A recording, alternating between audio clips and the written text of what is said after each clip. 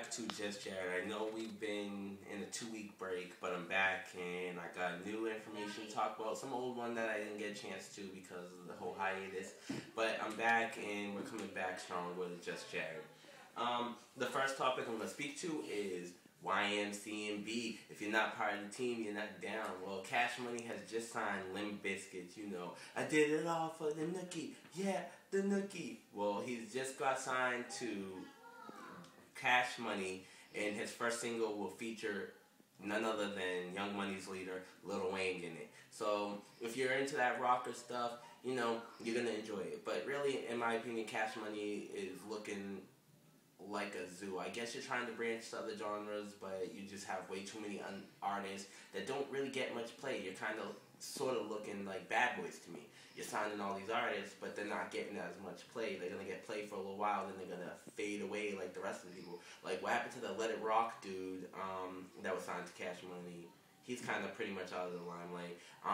Baby, are you down, down, down, down, down? Jay Sean is gone. His career went down, down, down, and I haven't heard nothing new since. Basically, I guess Cash Money needs to realize you're only really representing Young Money. So you signing artists Cash Money, Birdman, is really kind of pointless because you don't really play them as much and you're looking like a Diddy right now.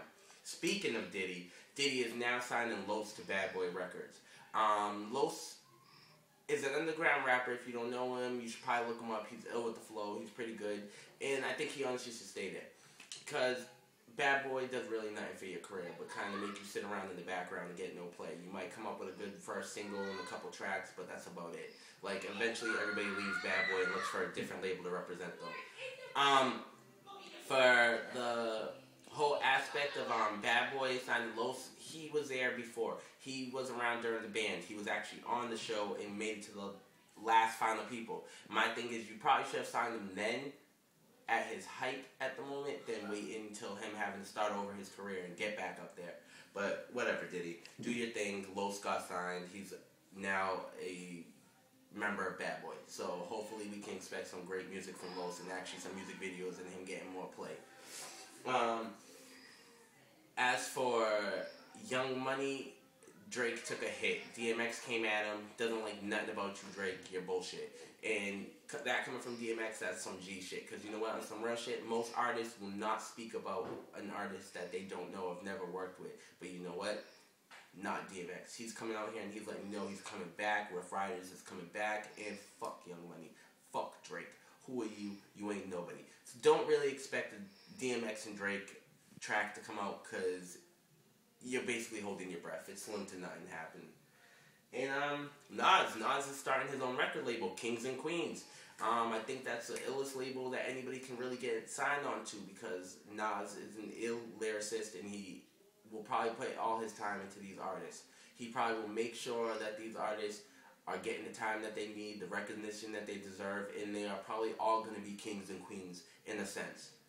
This is probably going to be one of the realest record labels that comes out in 2012. Now, my next topic is, we're going to go into, like, these relationships. What's good with, Toni Braxton and Eddie Murphy? Like, it's kind of random. Eddie Murphy's kind of been tied to all these upscale females and has all these kids, and Toni Braxton's the next one on his list. I think it could be cute. They're both older. They're both in the black community. They're both a big part. So, you know, it looks good on their careers. It's a boost up, and, maybe this will work out for both of them. Maybe they will not have to search anymore and this will be their final couple and they will marry and be a happy little family. But you never know when it comes to celebrities and who they're feeling and who they're not feeling. As for Amber Rose and Wiz, I guess congratulations are in order. You guys are engaged. Wiz, I think you're being a bitch and you're letting this bitch run you. But I guess, you know, the pussy's worth it. Like, if you're going to wife up this bitch who recently brought up on why her and Kanye broke up and they're all beefing and everyone, like, I guess you like this drama-filled girl and I wish you luck. Just don't let her fuck up your career. Your money's first. Sorry to bring it down to that point because, you know, love should always be first, but we're in a new time and love really equals to nothing right now because it's not real as it used to be. So, you know, Wiz, watch out for yourself. Watch your pockets, watch your back. And congratulations, I guess. Now, Chris Brown and Rihanna, they're the most controversial couple. My thing is with the situation, I really could give two shits. If you guys want to get back together, do your thing. But in all reality, Rihanna, you can't be mad that fans are cussing you out and treating you like shit, because at the end of the day, you should not have said nothing about you getting your ass beat if you were going to run back to him. Like, that's just what it all comes down to. You were supposed to be a role model for these women that get beat and walk away from the situation and walk away from the men and not turn back, and you turn back. So you can't really get mad about the fans rashing you because you fucked up. You should not have said nothing if you knew that you still felt for him or you still wanted to be cool with him. But do your thing. Like, who am I to sit there and tell you what to do? Like, it's life. Mm-hmm. Like, just because you're a celebrity does not mean we all have the right to pinpoint your lifestyle, because you know what? I wouldn't like if someone's telling me how to live my life, so I'm not going to be the nigga to tell you how to live your life. Just know you and Chris cannot be mad at your fans for the way that they feel, because you guys put them in the middle of this by putting all your violent shit public. You can't be mad. If fans are going to say what they want to say on Twitter, you can't sit there and retaliate like you are doing, Rihanna. You can't call a fan ugly because she let you know how she felt. Like, that's just what it is. You chose this lifestyle, deal with it. And stop bitching about it. I'm going to move on because, you know what, let's just stay away from the relationships. Like, who am I to say anything? I'm not in a relationship per se anyways for me to be giving no goddamn advice. But I'm going to move on to X Factor. Now that Nicole and Paula are no longer on X Factor and they got rid of the host, they're looking for a male and a female host to replace them. And they're looking for 2 female judges to be replaced. Whitney Houston was supposed to be in talks about it that Monday after the Grammys, but she passed, so we all know Whitney Houston is no longer a candidate for the judge. Other people that they were speaking to about wanting to be judges would be none other than pop princess Britney Spears, who would bring extreme ratings because she has stans. Not fans, stans. Stans are like obsessed fans. Who would bring it? We got Fergie, who they're talking to. They were speaking to Janet Jackson. She has admitted that she has been speaking to them, but she had to deny them because it just wasn't conflicting with her time. But, you know, that's great. We got Fergie as a candidate, Mariah Carey, Britney Spears, you know, like a bunch of mainstream people that, you know, are no longer, like, you know, well, Britney Spears is out there, Fergie, Mariah Carey, and Pink, after having her kid. Now, all these women are pretty much good.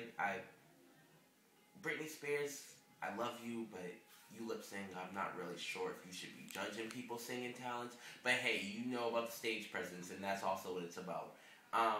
Pink, you switched genres, you went through genres, you went through stages. You're cool. Mariah Carey, you know, you're not a legend, but you're an iconic singer. And Fergie, you know, been with the Black Eyed Peas, you know about the success. So either one of these 4 women that are still in talks is awesome. But once again, you never know. Some names are keeping hidden. Some names aren't being released until later. So that's all great. And I'd like to move on to my topic of Green Day adding sex to their music. Now, if you know Green Day and you're a true rocker, you know that they really speak about politics. They speak about personal issues, life issues, people going hungry, like, you know, just world topic issues. But sex has never been really a concept that speaks about them. And you know what? Everyone kind of wants to know how these rockers have sex. And are they doing the hotel thing? Are they doing what? Are they having crazy sex? Are they having slow, passionate sex? Are they having rough rocker sex? Like, this is going to be kind of cool for your music. And it's a great step because, you know, it's coming into the days where that seems to be the topic of everybody's mind. Sex. Because look at Chris Brown and Rihanna. Going back on the topic, these motherfuckers were talking about fucking on both their songs and coming back and being in a relationship. And that's probably one of the big issues about Chris Brown and Rihanna's getting back together. It's just what you guys were saying in the remixes of your songs. The fact that you guys made sure that you guys were both on each other's tracks. And just, you know, come on, Rihanna's whole album's cake, regardless of the song before Chris Brown got on it, it was all about sex. Chris Brown was talking about, ooh, I want to fuck you right now. Like I said, sex is just a topic, and, you know, that's just the way that the music's going to go, and that it's all going to be about sex. I'd like to thank you for, being Just Jared fans. Keep me posted on what you want to hear about, what you want to know about. Once again, follow me at Prince Rico Suave. These videos are going to get 10 times better as I go on, and I'm just going to put more work into it. I'm sorry for the hiatus, and I do apologize, but on my behalf, I will be making 2 back-to-back episodes of Just Jared because I missed 2 weeks. Thank you for staying loyal. Promote me, get me more fans. Just talk to me. Deuces.